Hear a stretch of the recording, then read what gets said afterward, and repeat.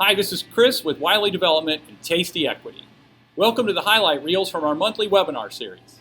Self-pour alcohol is more than a revolution. It's a gold mine of data for operators like us. In this segment, we'll share what we learned and how we're leveraging it to drive our business in the self-pour alcohol space. What's unique about iPour is we collect all the data.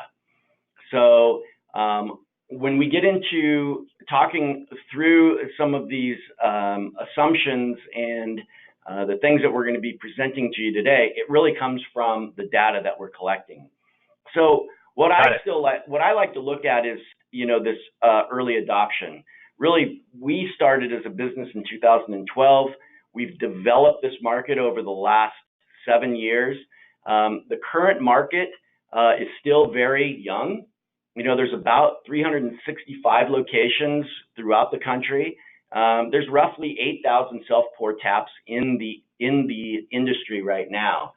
So what we like to look at is now, there are over 330,000 bars and restaurants in the U.S. market, and we know that there's roughly about 1.7 million beer lines operating. So wow. You can see that this market is still very young, and there's still a lot of opportunity for self-serve and how that is adopted and brought into this marketplace. So as far as going back to this data, every single person that checks into an iPour system not only presents a credit card to open a tab, but we also scan each and every driver's license of the person that's coming into a self-serve location. So you can imagine, with all of the locations that iPour currently has and the number of ounces that we've poured, we've collected and aggregated a lot of data. So what do we capture? We capture the age, we capture their gender, and going back to this proximity report that you presented earlier, we also capture their zip code. With all of that, we also capture the number of ounces that are poured, the type of product. We know what the average retail price is on products and the styles, and we use that to present that data not only to potential operators in this market, but also our current operators use that to ensure that they are bringing the right experience and the right products and the right types of mixtures of products for their own success in their business. This is a snapshot of a report from our store. I think it was for a week or whatever the period was, but it was stunning as an operator to be able to look down and go, wow, you can see in the middle that my average age of my customer is 34. That was stunning because we're in a college town where people are 20. We quickly figured out our customer was not the college student. It's the people who support the system, right? And, little tidbits like, how many beers are they pouring or how many flavors are they trying? And how much alcohol are they actually consuming? I mean, this is, this makes me crazy excited as a data geek. And really what you're showing here is relatively flat compared to all of the data we collect. Here you're showing that your average age is 35 years old, which kind of fits into the demographic that we see across the country. But we can actually break that up by demographics, and I think we're going to get into that, I believe, on our next slide. This display on the screen is a report. You can run this anytime during the day. It's on the dashboard of the system internally. It's telling you what's selling today, right? And it's got a trend in there versus the last time you ran the report or whatever date range you had. But it's super interesting for me to know that Space Bloody Orange is selling like crazy. Holy cow, Pete, order more, since Pete has to do the ordering. But more importantly, that I can call Darren and say, Darren, what's moving? That's how we found out about Bud Light, right? And one of the things that the iPour team can help us with, and we're getting very much more intimate about, is what's moving, right? This is a seasonal business. We waited until the first freeze, and then we put on, a 13% barrel-aged stout, and we had the seasonal beers, and I know that we're coming right up on spring now. Sours are going to hit. It's going to be time for the summer beers, right? Now, Pete, you're all about that. Rotating right stuff at the right time. Right, yeah. Like right now, we're trying to bring in some more Hefeweizen and some light beers. We always try to keep a nice variety of fruity beers on. So definitely hitting the seasonal is great, and being able to tap iPour for info is super helpful. Yep. So anyway, it's amazing granularity and it's real time. Hey, Darren, I got a question. Yes. So on the report, I noticed it said 467 unique patrons, 402 new. So in 12 months, Chris and Peter will be able to look at this dashboard and see, hey, we had 600 people this month, 302 were brand new. Yeah, That's exactly you right. hit a very important piece of the data collection, because every single patron is a unique visitor. And so when that unique visitor comes to the location a second time, or even goes to a second location, like your unique visitor will go from Bowling Green to Lima or Lima, and you'll know that that is a return customer. So there's going to be a lot of information that the rapid fired and hothead burrito locations are going to gather from unique and repeat business as well. So Darren's going to take us on a tour through the tapestry of customers. Okay. Yeah, thank you. I love talking about this because it really defines a strategy for your business, and you use the data to ensure that your strategy is working in your business. So the product mix and the people that we see, we aggregate these by gender, by age, obviously, by what they drink. And we're finding that by ensuring that you have a strategy based on what your four, what we call our four key demographics, as long as you have those products that each and every one of these demographics require to be successful, the more opportunity you have for higher gross margin, more patrons,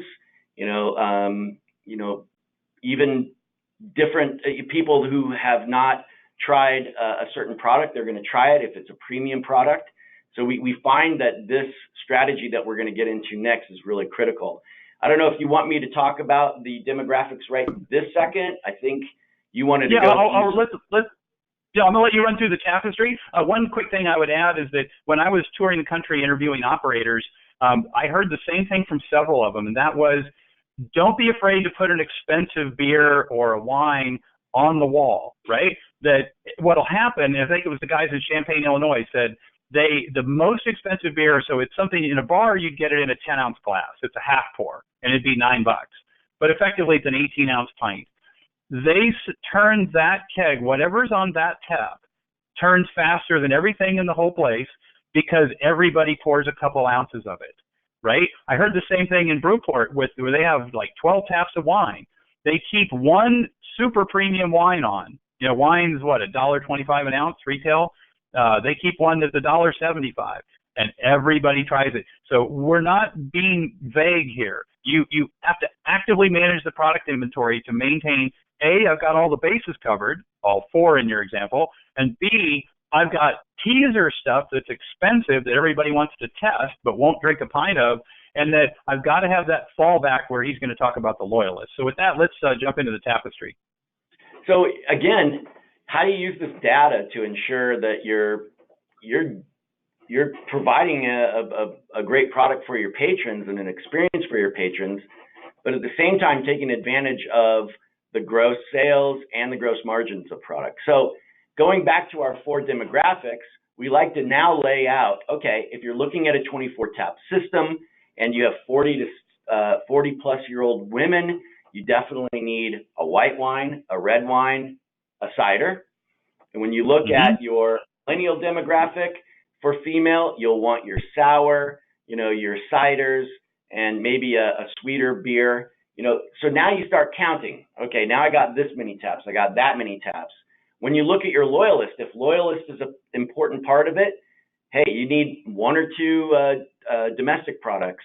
And then, of course, our explorer, he gets to take up most of the wall because he's the one who really is the one that likes the rotator. So what we've tried to do is we've broken this up by demographic, which we can talk through the operators when you start designing your wall. But we also look at it as a product or a style, light to dark.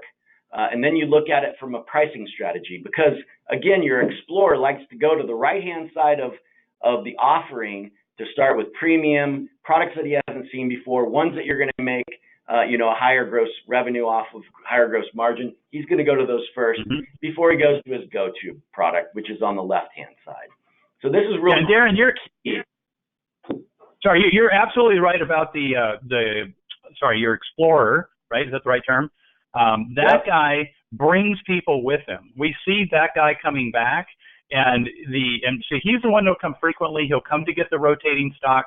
But we've also noticed in our stores, we're still at maybe 70, 80% of the patrons each day have never done it before, right? So the guy returning is with different groups and different people. But to the loyalists, the only, let's call it, negative comments that we got while I was in the store, Pete and I went and hosted the beer wall for the first month, as we called it. And it's that older gentleman in the group of 7 people who just wants a Miller. And if you frustrate him, it's a bad scene.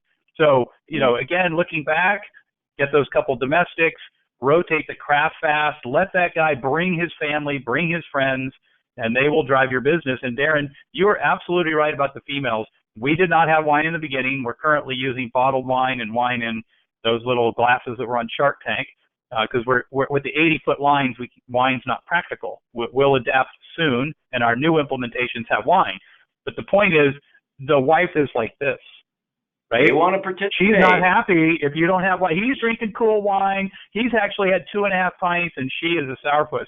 And it's not her fault. We didn't deal with the product issue going in, so bad on us.